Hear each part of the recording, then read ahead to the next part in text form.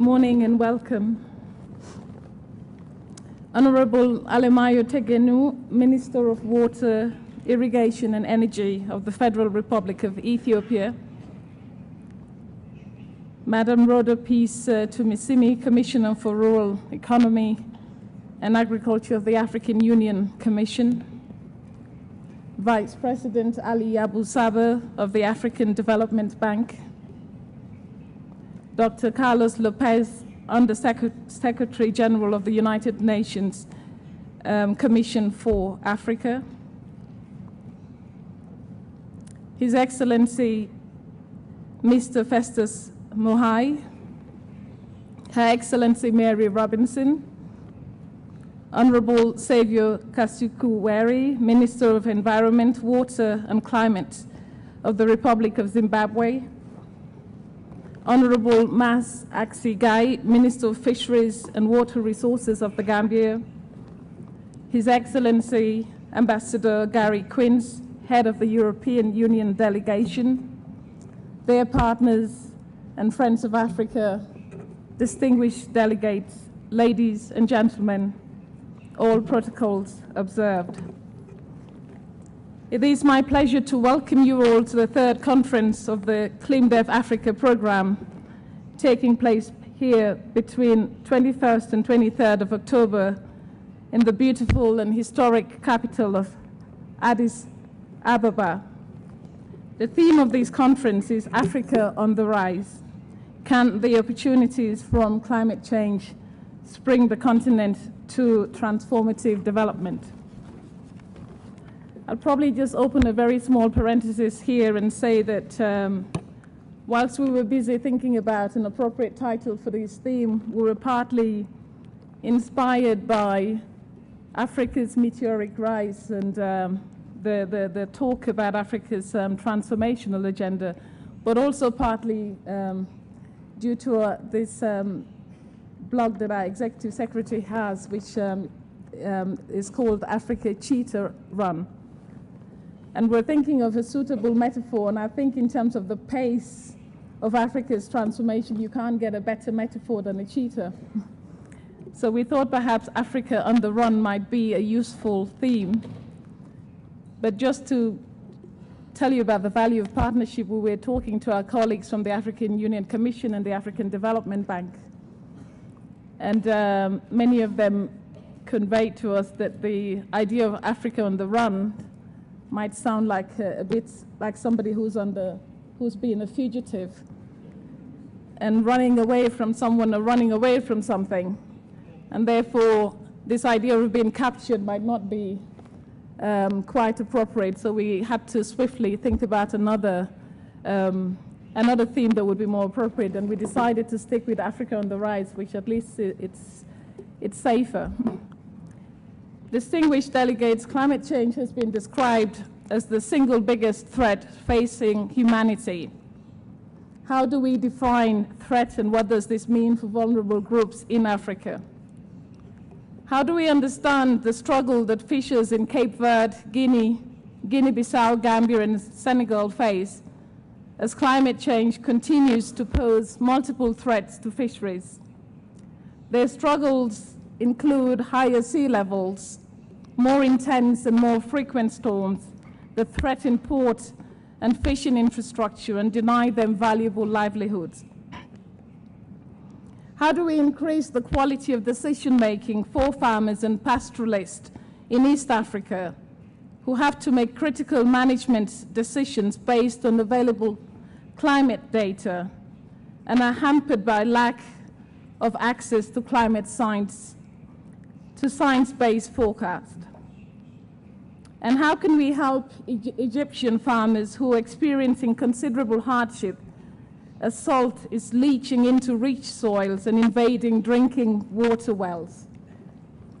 Much closer to home, here in Ethiopia, what fresh hopes can we bring to Ethiopian farmers when rising temperatures and increasing variable rainfall continue to have devastating impacts on agricultural productivity in a country where 85% of the population depend on agriculture for their livelihoods? And finally, how do we explain to the children of Sahelian farmers and livestock herders that a 25% decrease in rainfall in the past 30 years is part of the legacy that we will hand over to them?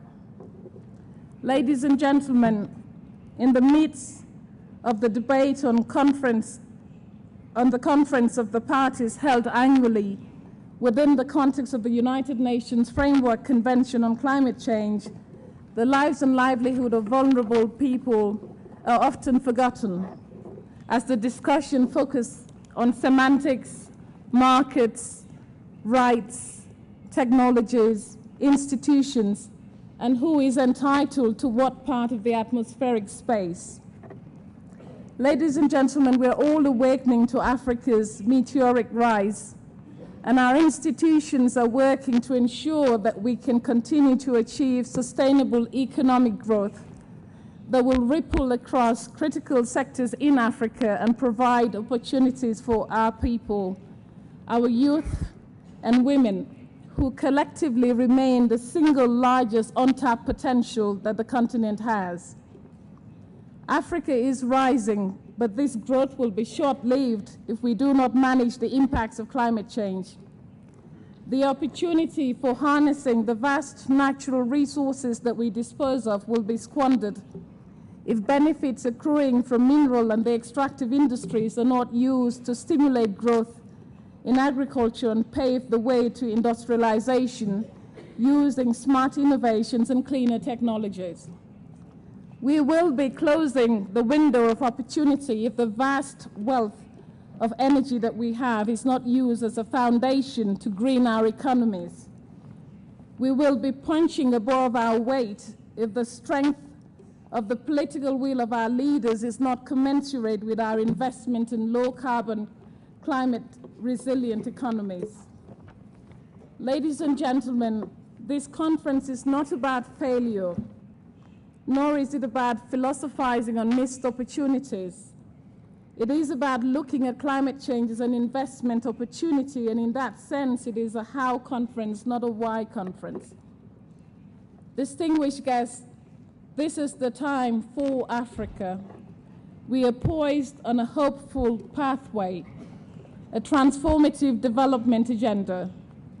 Climate change can increase the opportunity space for Africa to invest in renewable energy technologies, turn agriculture into a booming industry, build human and institutional capacities towards a knowledge economy that supports innovation, research, and development, invest in climate services in ways that will leverage the potential of hydrometeorological services so that they can act as a credible resource, and use the collective voice of our 54 countries to make finance flow and ensure that our call for new additional funds are aligned to our national priorities, systems, and institutions. Ladies and gentlemen, we are on a countdown to Warsaw, where we will open discussions as part of the 19th Conference of the Parties.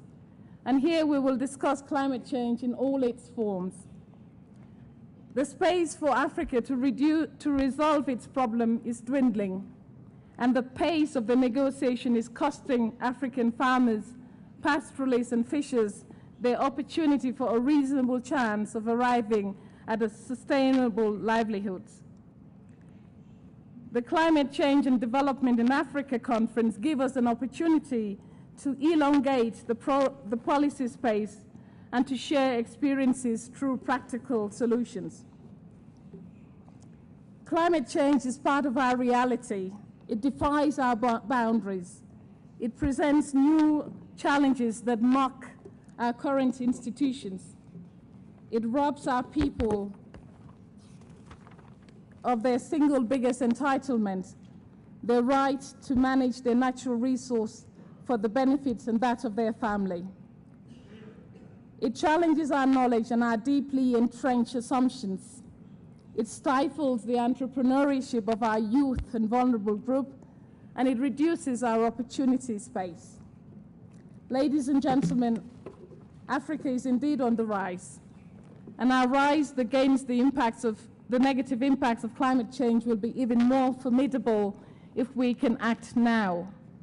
If we act with resolve and vision of our leaders, civil society, vulnerable groups and friends and partners of Africa in saying that together we will.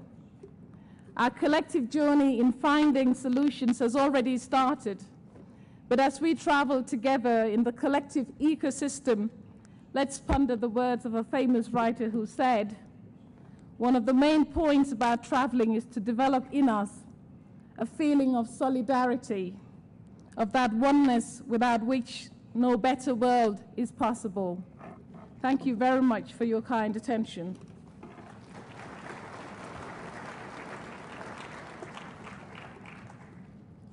Ladies and gentlemen, it gives me great pleasure to now invite Mr. Carlos Lopez, Under Secretary General and Executive Secretary of the Economic Commission for Africa.